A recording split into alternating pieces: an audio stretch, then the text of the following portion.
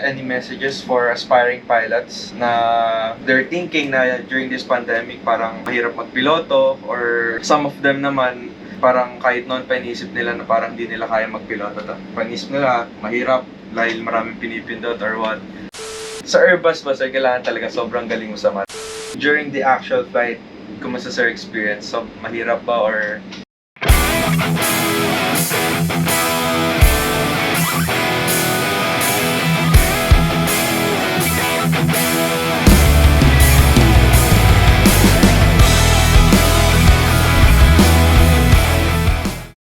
Hi guys! Right now we're here at A320 Simulator. Kasama natin si Sir David of SPUTNIK Aviation'S.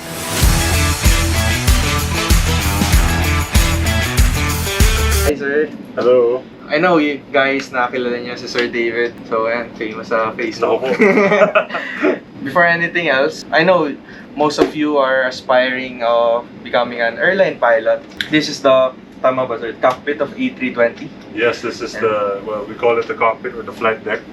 The Airbus A320. This is the state-of-the-art L3 Harris Airbus 320 simulator, which is also convertible to a Neo, Airbus 320 Neo. Again, basic things here. You have the thrust levers, flaps, speed brakes, and of course the controls are not the conventional yoke, but they are high-tech fly-by-wire side sticks on each side. One for the first officer, one for the captain. When you do your training in the Airbus 320 sim, you must eventually understand what all these buttons do. Medyo madami. But it's a really nice experience because this is state-of-the-art full motion. So talagang, based on my experience in flight, this is really what it feels like in real life. Especially when you put mga weather situations, talagang, it's really 100% talaga. Actually guys, kanina nandito ako sa loob ng simulator habang may or during flight ng simulator. Talagang ramdam talaga sir na even yung take off and rolling lahat talaga. Can you tell us sir about SPUTNIK Aviation, parang how it started? Well, SPUTNIK Aviation is basically started as a flight sim at home during the pandemic, and throughout the pandemic, through ECQ, GCQ, whatever CQ, it's transitioned to real training, real world scenarios, and now we're doing our training here also sa flight as actual simulator. From simply just being a motivational group, it's now turning into training organization. We're trying to get our certifications with different training organizations such as IATA. We're trying to get that and partner ourselves with, you know, well-known flying schools and flying organizations. Yeah, right now we're all about proficiency. Syempre, we want to motivate, but we must make sure that it's not simply motivation, but we must make sure that proficiency is at par with motivation. Yeah, so that's what SPUTNIK's all about right now. How about sir, any messages for aspiring pilots na they're thinking na during this pandemic parang mahirap magpiloto, or some of them naman parang kahit noon pa inisip nila na parang di nila kaya magpiloto. Panisip nila mahirap dahil maraming pinipindot or what. So, any messages? Well, right now is probably the best time to become a pilot. As you can see, borders are opening, flights are becoming, you know, more apparent. And it'll take you, especially if you start now, it'll take you about 2 years to finish your flying.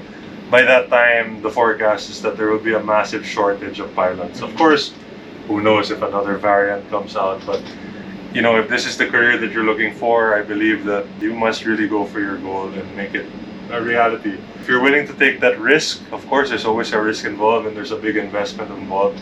But I took that risk when I was a student, and I'm no matter what happens, I'm never gonna regret that.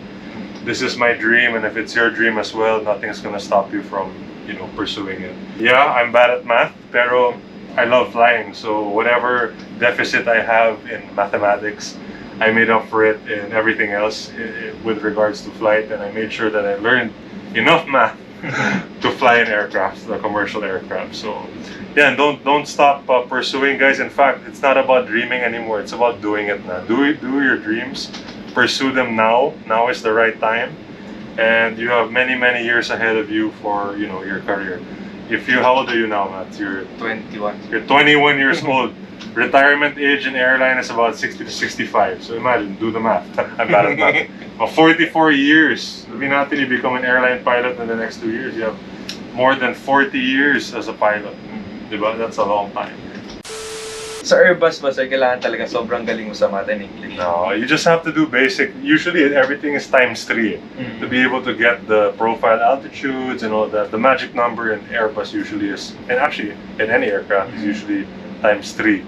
So if you can do your multiplication and division by 3, I think you should be okay. Flying an aircraft isn't simply just about mathematics. It's about understanding situations, taking the pressure, and not getting nervous and all that. Syempre, it's natural to be nervous, but you have to be able to control your emotion and remember that you're handling the lives of hundreds of people. So that for me is more of a big deal. How to control your emotions and your kaba. I mean, sir, during the actual flight, kumusta sir experience? So, mahirap ba or... Actually, in real life, it's more straightforward to me. Syempre, in the simulator kasi, you're here to do a lot of emergencies, practice what could happen in real life. Obviously, the chances of them happening in real life are not as high, but could happen, right? So that's why when we're in the sim, we're preparing ourselves mentally. Like talagang we always think of this as a real aircraft.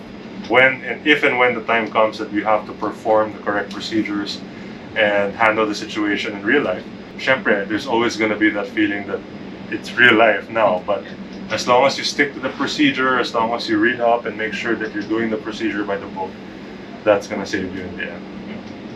Of course, disclaimer, there are certain things that happen which will take you out of the box, like our good friend Sully, diba?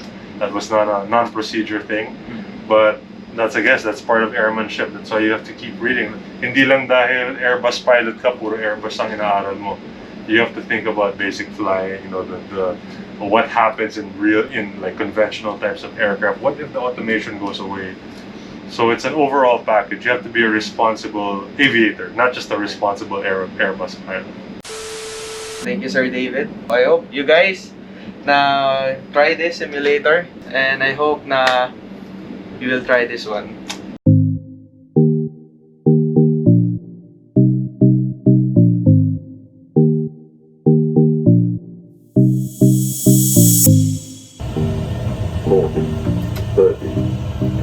Retard. 5. Pitch.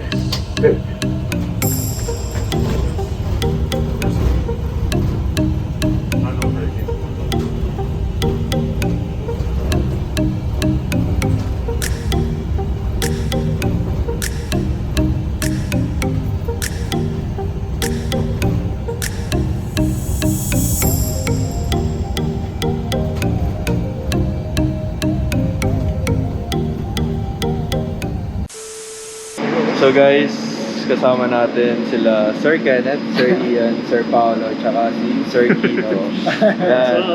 Hi! Interview natin sila guys kung kumusta, how was their experience sa Airbus, kasi most of them are Airbus A320 rated. Ako yung hindi. Pwede na! Ako nga pala yung hindi. Future? Future? Sir, kumusta yung experience? The first time na nagpalipad kayo sa simulator, aside from simulator, parang kumusta yung experience nyo from transition sa Cessna? Kasi we all know na sobrang ibang-iba siya. Kumusta yung mga parang, yung naging transition niya? Well, for me, yung Cessna and yung Airbus, they're both airplanes. Yeah. So a lot of the things you learn from Cessna, you get to apply sa Airbus as well. I think yung difference now is when you get into the rating, at least you have so much systems to learn kasi it's a bigger plane, more complex in a way. You have hydraulics and all that other systems. So medyo heavy on that aspect. Yung system knowledge very important sa Airbus. I'm not saying it's not important sa Cessna. It's just that there are a lot more systems on the Airbus. Doon naman sa first time ko sa full flight, the full flight sim, I was really amazed kasi when we started doing the pushback pala, oh shit. Oh, am I allowed to swear? Yeah, just leave it out, pero oh crap. You feel like you're actually moving. So it's amazing how it feels so real. Kasi even as a passenger sa airplane, you know how it feels being a moving plane. Being a plane that's taking off. Right? First time ko nun, yun yung na-feel ko. Wow, feels real. So yun, and masaya siya kasi syempre when we're children, yun nakita natin lagi yung mga Airbus. When we're dreaming to become a pilot, we think of that, being an airline pilot, flying the Airbus. In a way, it feels like you're fulfilling your dreams. And maganda siya kasi you're learning a lot of things. Here at the simulator, it's a full flight simulator. You can actually feel the G-force when you're trying to pull difficult maneuvers like pulling up, pulling down, descending and climbing. So that's why it's practiced by almost all professional pilots using a full flight simulator because it's really close to the real thing. So yun, it's really an amazing feeling na if you get inside one of this because it's like true to life. Any message, sir, sa aspiring pilots? Yun, you should never give up on that dream kahit ano mangyari, especially now we're in a pandemic. Sometimes things don't go as planned. Still continue on that dream and eventually we can reach that dream. Yun. Thank you, sir. Thank you. So, Sir Kina, any messages sa aspiring pilots? Thank you. Siyempre. Thank you, sir.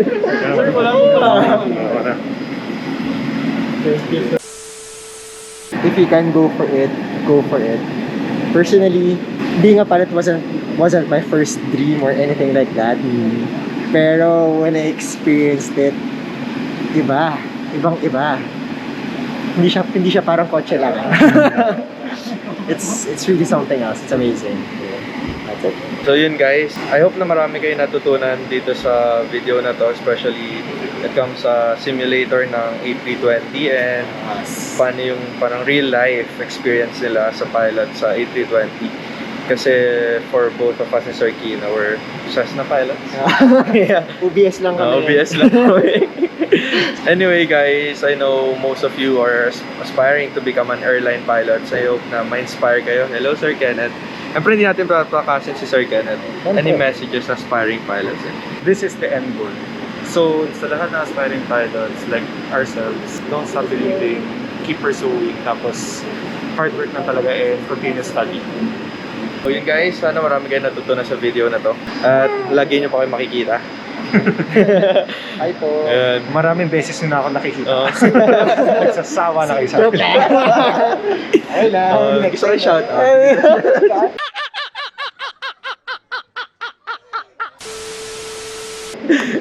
So yun lang guys. Anyway, sana matry nyo rin yung tong airline experience. Yan, gaya sabi ni Sir David kanina. Sana marami kayong tutunan, na-inspire kayo. So if you like this video, don't forget to hit the like, share, and subscribe button. And see you guys on our next vlog.